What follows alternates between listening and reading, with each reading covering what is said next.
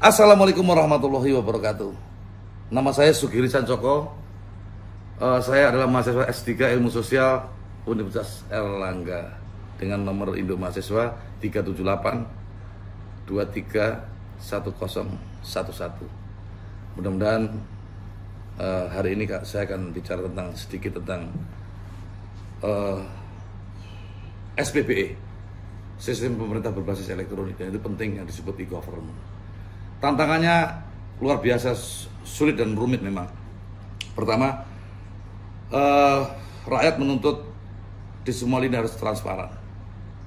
Lalu kemudian pelayanan harus prima, harus cepat, harus tidak ketemu orang secara langsung agar menghindari pungli-pungli yang dituduhkan oleh rakyat kepada pengelola negara, yaitu pemerintah.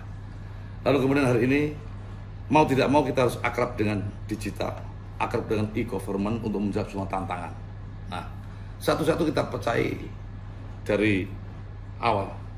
Misalnya, rakyat menuntut keterbukaan dalam hal anggaran. Ini penting sehingga hari ini kami sudah menerapkan yang namanya SIPD, Sistem Informasi Pemerintah Daerah. Semua anggaran tidak bisa tidak melalui SIPD. Jadi direncanakan sejak awal, lalu kemudian disetujui bersama dengan DPR, lalu dieksekusi dan terbuka, rakyat tahu. Semua rakyat tahu berapa anggaran tahun ini, di mana infrastruktur, di mana letak anggaran pendidikan, dari sumber-sumber dari dana apa, kemudian sudah berapa yang dieksekusi, lalu kemudian tidak sekedar hanya output saja, tapi mulai dari outcome dan impact bahkan sampai benefit, rakyat harus tahu untuk apa program ini ada, untuk apa ini ada. Oleh karena maka SPBE atau e-government menjadi tuntutan yang paling kami jawab, dan kemudian mudah-mudahan ke depan semua bisa berjalan dengan baik. Yang kedua, persoalan data, Bapak Ibu.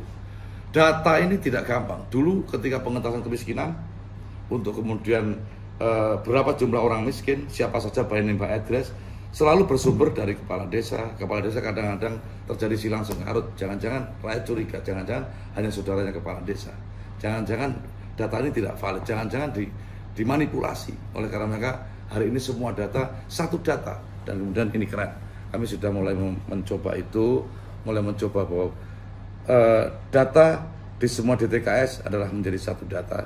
Sehingga kemudian program-program pemerintah yang dicanangkan oleh pemerintah yang melalui SIPD tadi berbasis data yang akurat, sehingga kemudian program menusuk ke jantung persoalan, ke jantungnya sesungguhnya, sehingga ukuran dari capaian pemerintah akan bisa diukur dan rakyat akan sangat memahami itu dan bisa dengan cepat.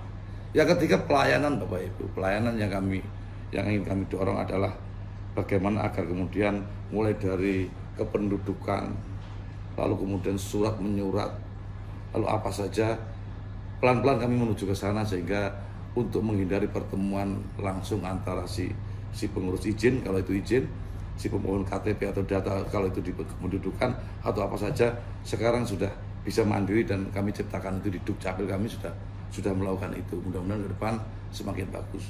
Nah, tentu yang namanya digital, IT, e-government atau apapun namanya, selalu menawarkan dan hadir kepada kita membawa dua mata pisau yang sama-sama tajam. Pisau pertama, jika dikelola dengan baik, maka ini akan mempermudah kinerja siapapun.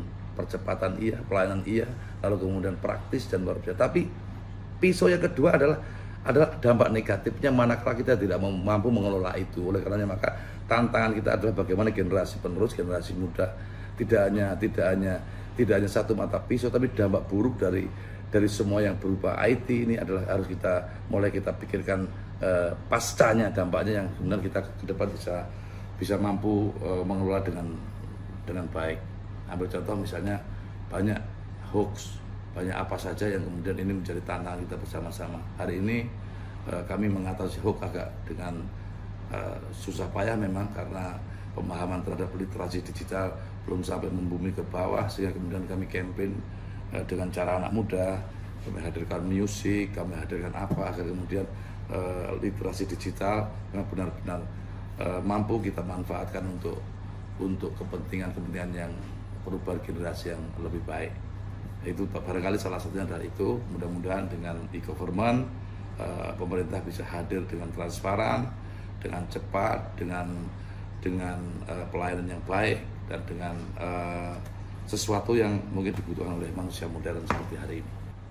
Era digital memang memudahkan kita, efektif, kita terkait erat dengan manusia lain, berkaitan erat dengan teman-teman yang luar biasa yang lain, mendatangkan kemudahan dan efektif.